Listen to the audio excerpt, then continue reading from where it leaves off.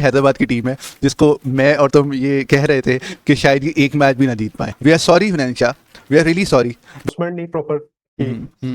दूसरा कोई एडवर्टाइजिंग भी इस सिलसिले में बहुत कम रही, प्रमोशंस जो हैं वो इतनी की नहीं। हमने जो अपने यंग 11 सेलेक्ट की थी उसके प्लेयर्स की परफॉर्मेंस कैसी रही है भी डिस्कस करेंगे। So let's just get right into it. Welcome to AT Crick Zone, your home for the best cricket updates and match analysis. Get ready for an action-packed season. लो जी, PSL के playoffs तकरीबन complete हो चुके हैं, सिर्फ final रह गया है और हमें हमारे फाइनलिस्ट भी मिल चुके हैं और हमारे दोनों फाइनलिस्ट पेशावर ज़ल्मी और हैदराबाद की टीम्स हैं और ये वही हैदराबाद की टीम है। सबसे पहले तो मैं हैदराबाद की टीम से सॉरी करना चाहता हूँ।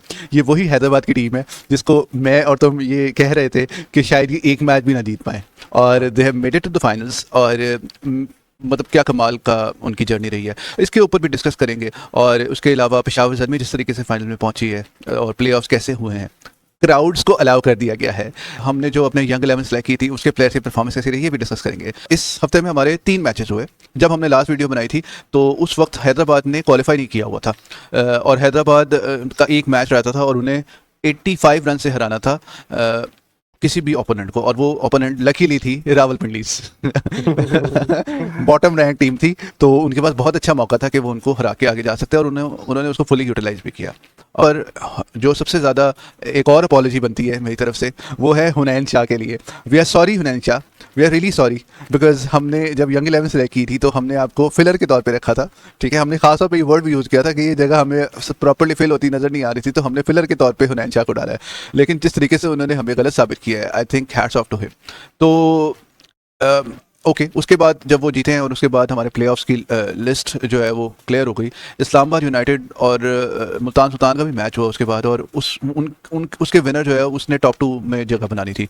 वो मैच जीता इस्लामाबाद यूनाइटेड ने और eventually Peshawar Zalmi number 1, Islamabad United number 2 और उसके बाद मुल्तान नंबर 3 और नंबर 4 पे हैदराबाद आ गए। अब यहाँ से ऑनवर्ड्स फिर हमारा क्वालिफायर का सिलसिला स्टार्ट होता है। तो पहला क्वालिफायर हुआ था पेशावर ज़ल्मी और इस्लामाबाद यूनाइटेड के दरमियान।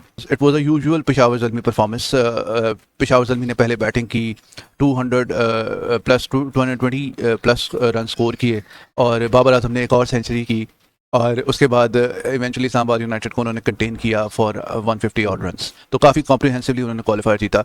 वहाँ पर जो था कराची में था, ये वाहिद प्लेऑफ था जो कि कराची में खेला जाना था और बहुत ही कम तादाद में शायकीन नज़र आए। तुम्हारा क्या ख्याल है? तो नहीं, वैसे भी उसके बाद लाहौर में भी कम नजर आया। तुम्हारे ख्याल में क्या रीज़न है, क्यों नहीं why the crowd is not turning up for the matches, और स्पेशली कंसीडरिंग कि सिर्फ 4 मैचेस हैं? मेरे ख्याल से कि एक तो अनाउंसमेंट नहीं प्रॉपर की। दूसरा कोई एडवर्टाइजिंग भी इस सिलसिले में बहुत कम रही, प्रमोशंस जो हैं वो इतनी की नहीं। तो 2-4 रीजंस हैं जिसकी वजह से मैं समझता हूँ कि उस तरह से टर्न अप नहीं कर सका क्राउड जिस तरह से करना चाहता है। आई वाज होपिंग के जब अलाउ किया तो स्टेडियम्स फुल भरे होंगे, लेकिन अनफॉर्चुनेटली ऐसा हुआ नहीं। जबकि मैचेस मेरे ख्याल से 1-2 अच्छे हुए हैं। फ्यूल प्राइसेस को लेके भी थोड़ी अनसर्टेनिटी थी because we were expecting a much higher price hike और उसकी वजह से लोग थोड़ा डरे हुए थे और आई थिंक ये भी एक रीज़न कहीं ना कहीं बनी होगी क्योंकि fuel prices like they are touching the sky. तो खैर coming back to the cricket, I think थोड़ा सा अंडरवेलमिंग था इतने कम क्राउड को देखना, और वो भी सिर्फ प्ले ऑफ्स के लिए अगर अलाउ किया गया था। तो we were expecting a much bigger crowd और ज़्यादा एंटिसिपेशन थी हमारी कि ज़्यादा लोग आएंगे। अच्छा, तो उसके बाद हम वो मैच बड़ा यूजुअल स्टफ था, क्या कहते हैं उसमें पेशावर ज़ल्मी ने अच्छा स्कोर किया। उसकी एक जो बात मुझे अगेन बुरी लगी, जो उस पर मैं दोबारा से लाना चाहूँगा अपने प्रीवियस वीडियो में, हमने अब्दुल समद को लास्ट टाइम अपनी यंग 11 में सेलेक्ट किया था और हमने इस खदशे का इजहार किया था कि उन्होंने पूरे टूर्नामेंट में 36 बॉल्स फेस की हैं और अगर वो प्लेऑफ्स में अच्छी परफॉर्मेंस नहीं देते तो इसकी कसूरवार पेशावर ज़ल्मी की मैनेजमेंट भी कहीं ना कहीं होगी। और वही हुआ कि इस मैच में उन्होंने पेशावर ज़ल्मी ने अब्दुल समद को ऊपर भेजा, हार्डी से भी पहले भेजा और फरहान यूसुफ से भी पहले भेजा और उनको यूटिलाइज करने की कोशिश की, लेकिन वो प्लेऑफ्स में या क्वालिफायर में उस तरीके से परफॉर्म नहीं कर पाए क्योंकि आपने थ्रू आउट जब आपको मौका मिला आपने उनको चांस नहीं दिया और ऑल ऑफ द सडन आपने बड़े मैच में उनको मौका दे दिया। आई थिंक ये एक मौका भी होता है प्लेयर के लिए, लेकिन साथ ही साथ एक बहुत बड़ा चैलेंज भी होता है और अगर आप उस चैलेंज में कामयाब ना हो पाओ तो ये आपके लिए एक बड़ा बैड इम्पैक्ट भी पड़ता है। तो मुझे ये लगता है कि अब्दुल समद की नॉन परफॉर्मेंस जो है उसका जो है वो ब्लेम पेशावर ज़ल्मी की मैनेजमेंट पर जाता है। और फरहान यूसुफ भी हमारे यंग 11 में थे और वो भी परफॉर्म नहीं कर पाए, लेकिन आई थिंक उसका ताल्लुक इसी से के साथ था कि वो लास्ट ओवर में आए थे बैटिंग करने, विच मेक सेंस क्योंकि आपको हिटिंग की ज़रूरत थी। फरहान यूसुफ बहुत बड़े हिटर नहीं है, तो इस वजह से उनको लास्ट में भेजा गया। और तीसरे हमारे जो यंग 11 की पिक थी वो अली रज़ा, और सरप्राइजिंगली अली रज़ा को खिलाया ही नहीं। मतलब तुम इमेजिन करो, आपका जो पिक ऑफ द टूर्नामेंट है बॉलिंग साइड से, जिसने 150 पे बॉल की है और हैट्रिक भी ली है, उसको एक बुरा मैच मिलता है, 3 ओवर में 48 रन कंसीड करते हैं लाहौर के अगेंस्ट। पहला मैच पेशावर ज़ल्मी हारती है और अगले मैच में आप अली रज़ा को बाहर बिठाते हैं अब्दुल बासित की वजह से। यानी कि अब्दुल बासित एक रीजनेबल बॉलर है, मैं नथिंग अगेंस्ट हिम, लेकिन अगर आपको दोनों में से पिक करना हो तो ऑन एनी गिवन डे, मेरे से अगर पूछा जाए, I would pick Ali Raza on any given day. तो that was a bit of a surprise, but what matters is कि इवेंचुअली पेशावर ने वो मैच जीता और वो बड़ा कंफर्टेबली फाइनल में सेल थ्रू कर गए। उसके बाद हमारे पास 2 क्वालिफायर्स आए हैं। क्वालिफायर 1 जो है वो मुल्तान सुल्तान के था हैदराबाद के साथ।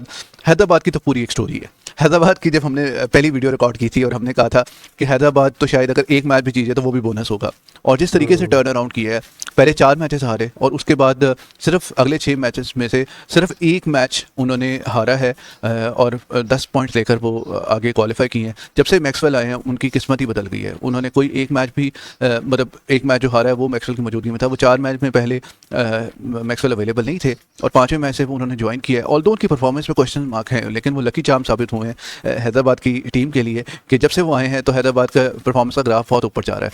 तो हैदराबाद की तो स्टोरी ऐसी ही होगी जैसे पाकिस्तान की 92 वर्ल्ड कप की स्टोरी थी। एग्जैक्टली अच्छा, मैं अभी मार्नस को सुन रहा था, लबुशेन जो उनके कैप्टन है, ऑस्ट्रेलियन है। उनके तो आंसू निकल आए।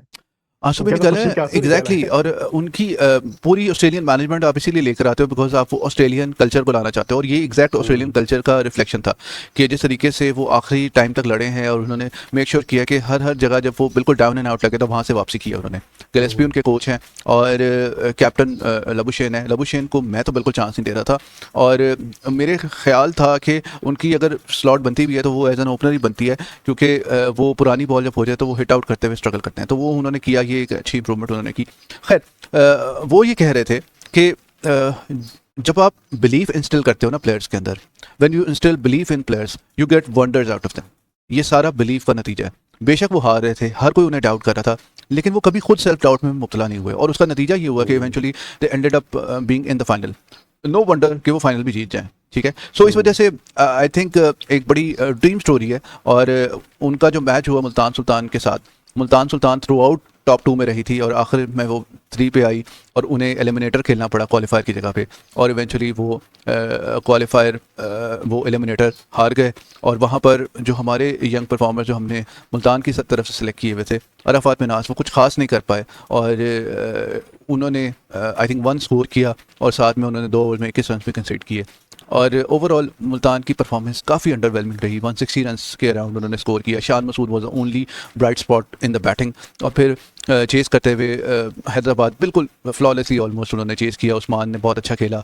हमारे जो पिक थे यंग 11 की, मां सदाकत, हमने सिर्फ उनको टैलेंट की वजह से पिक किया था, परफॉर्मेंस उस टाइम पे नहीं थी, लेकिन उन्होंने man of the match performance दी और वहाँ पे 64 रन नॉट आउट किए। बहुत ही खूबसूरत इनिंग थी। अगेन जब आप इस तरीके के प्लेयर, इतने एग्रेसिव प्लेयर को सिलेक्ट करते हो तो उसमें कहीं ना कहीं आपको अप्स एंड डाउन नजर आते हैं। एक मैच में he can have his day और वो बहुत अच्छे खेलेंगे, और एक मैच में वो 0 पे भी आउट होंगे।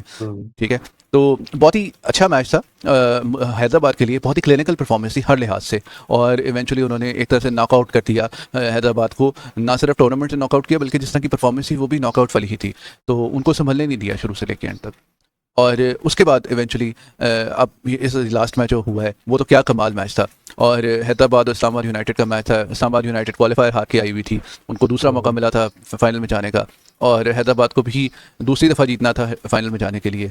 और स्टार्ट काफ़ी एवरेज था, बिलो एवरेज था उनका, और वहाँ से उन्होंने बस समहाउ और दी अदर पहले 10 ओवर में सर्वाइव किया, यानी 75-80 रन की, और उसके बाद उस्मान खान और कुशल परेरा ने बहुत ही ज़बरदस्त किस्म की पार्टनरशिप लगाई, और वहाँ से वो अपना जो स्कोर है वो 180 प्लस पे लेकर गए, and eventually they ended up putting up a very competitive total, और बहुत ही ज़बरदस्त मैच देखने को मिला। उसके बारे में, उस्मान खान के बारे में कुछ कहना चाहोगे? हाँ, मैं इंटरनेशनली उस तरह से अभी हमें इम्प्रेस नहीं कर पाए, लेकिन पीएसएल में तो क्या ही कमाल खेल रहे हैं। मतलब सेंचुरी पे सेंचुरी और ये जो नॉकआउट गेम में भी इतना ज़बरदस्त परफॉर्म किया, तो मैं होप करता हूँ कि ये जस्ट पीएसएल तक महदूद नहीं रहेगा।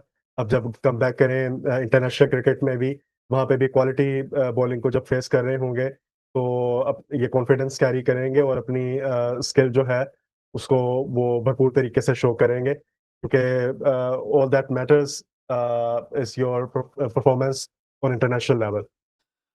येस इंडीड, पाकिस्तान के पॉइंट ऑफ व्यू से तो बहुत ज़रूरी है, बिकॉज पाकिस्तान की बैटिंग जिस तरीके से स्ट्रगल करती आ रही है, तो उस लिहाज से काफ़ी ज़रूरी है। लेकिन एक बात मैं ज़रूर कहना चाहूँगा कि उस्मान खान बहुत ज़्यादा थ्राइव करते हैं for their play against spin bowling. वो स्पिनर के अगेंस्ट पाकिस्तान के बेस्ट बैटर कहलाए जाते हैं अटैकिंग करते हुए। एक तो सलमान अली आगा भी हैं और एक ये भी हैं, लेकिन अटैक करते हुए सबसे अच्छा इनका रिकॉर्ड कहलाया जाता है। तो लेकिन होता ही है कि इंटरनेशनल मैचेस में आपको 3 से 4 क्वालिटी फास्ट बॉलर्स को खेलना पड़ता है, वहाँ पर आके मुझे लगता है थोड़ा स्ट्रगल करते हैं। तो आप कभी भी एक डायमेंशन के प्लेयर होकर इंटरनेशनल लेवल पे कामयाब नहीं हो सकते। लीग लेवल पे आपको ये लीवे मिल जाता है कि आपके जो फास्ट बॉलर्स हैं वो उस क्वालिटी के नहीं हैं, स्पिनर्स को आप डोमिनेट कर जाते हो and eventually you and up getting good scores. लेकिन जब आप इंटरनेशनल लेवल पर जाते हैं और आपको 2-3 अच्छे fast bowlers Mitchell Starc, Hazlewood और कमिंस, बुमराह, उनको जब आपको फेस करना पड़ता है तो वहाँ पे आप स्ट्रगल करते हो। और यही वो रीज़न है जिसकी वजह से वो अभी तक मुझे लगता है इंटरनेशनल लेवल पर उतना अच्छा परफॉर्म नहीं कर पाए। लेकिन खैर पीएसएल में तो उनकी लाजवाब किस्म की परफॉर्मेंस थी। और उसके बाद जब बॉलिंग में आए तो बॉलिंग में अगेन पेशावर ज़ल्मी का भी स्टार्ट जो है, इस्लामाबाद यूनाइटेड का स्टार्ट भी बिल्कुल वैसा ही था ऑलमोस्ट जैसा कि हैदराबाद का था। शुरू में उन्होंने थोड़ा स्ट्रगल किया लेकिन वो कभी भी गेम से आउट नहीं हुए। Eventually they like ended up being there in the game. और उसके बाद चैपमैन ने बहुत ही खूबसूरत इनिंग खेली और हैदर अली ने जो है वो बहुत ही अच्छे तरीके से चिप इन किया और मोमेंटम को शिफ्ट किया इस्लामाबाद यूनाइटेड के हक में।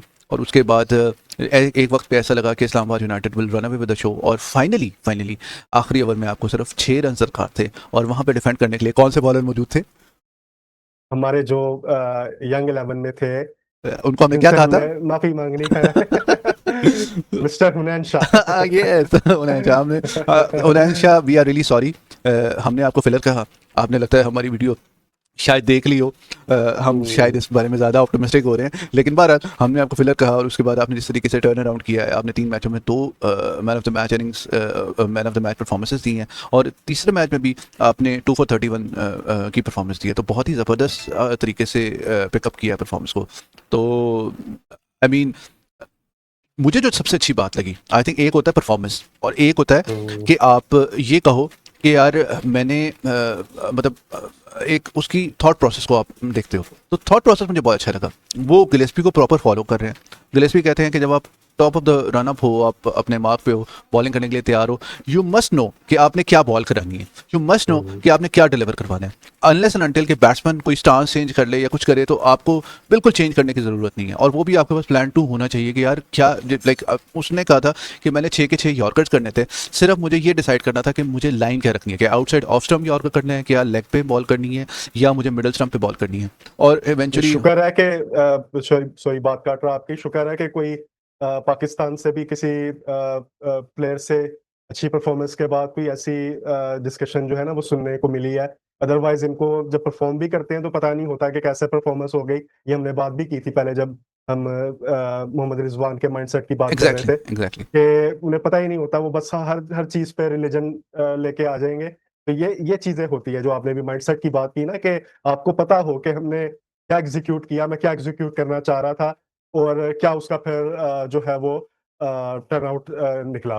देखो, तो रिलीजन इज बिलीफ और बिलीफ आपको हेल्प जरूर करता है, ठीक है। लेकिन आपको कोशिश करनी चाहिए कि जब आप किसी एक एस्पेक्ट पे बात कर रहे हो तो आप उसी एस्पेक्ट से रिलेटेड रहो। तो हुनैन शाह ने उसी एस्पेक्ट के बारे में बात की और उसको बड़े अच्छे तरीके से प्रेजेंट किया। लगा कि स्पोर्ट्स के ऊपर एक प्रेस कॉन्फ्रेंस हो रही है। तो इसलिए मुझे पर्सनली आई फील कि उसको जितने खूबसूरत तरीके से उन्होंने हैंडल किया, और भी उनसे सवाल हुए फाइनल के बारे में और उन्होंने बड़े काम अंदाज में कि बाबर आजम को नहीं हमें टारगेट करना और क्यों हम फेवरेट्स हैं, वो उन्होंने सारा बताया।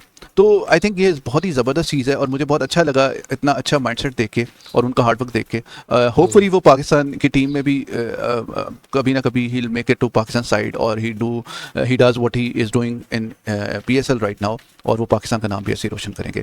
हैपनिंग वीक था पीएसएल के लिए, थोड़ा क्राउड के आने से एनर्जी भी वापस आई। आपको भी फील हुआ होगा आज हमारी discussion was much more energetic compare to what we do in other videos of PSL. तो और फिर ये कि नॉकआउट्स थे तो उस लिहाज से हमें प्ले ऑफ्स थे तो उस लिहाज से हमें काफ़ी एक रिजल्ट ओरिएंटेड मैचेस नज़र आए, तो उस पर भी हमारा ऑटोमेटिकली एनर्जी लेवल थोड़ा अप हुआ। तो आपका क्या कहना है इस बारे में? आपकी फेवरेट टीम कौन है, और आपके ख्याल में who deserves to be player of the tournament award in this PSL? और ख़ास तौर पे अगर हम यंग 11 में से बात करें, क्या वो हुनैन शाह होंगे, क्या वो अली रज़ा होंगे, या क्या वो अभी भी समीर मिनासी होंगे, क्योंकि हमने उन्हें पिक ऑफ द टूर्नामेंट कहा था। तो ये सारी डिस्कशंस हम कमेंट्स में लाजमी करेंगे, और हमारी कमेंट्स में आए, हमसे बात करें, और उसके अलावा हमारी वीडियो को लाइक करें, शेयर करें, और हमारे चैनल को सब्सक्राइब करें। बहुत शुक्रिया। Thank you.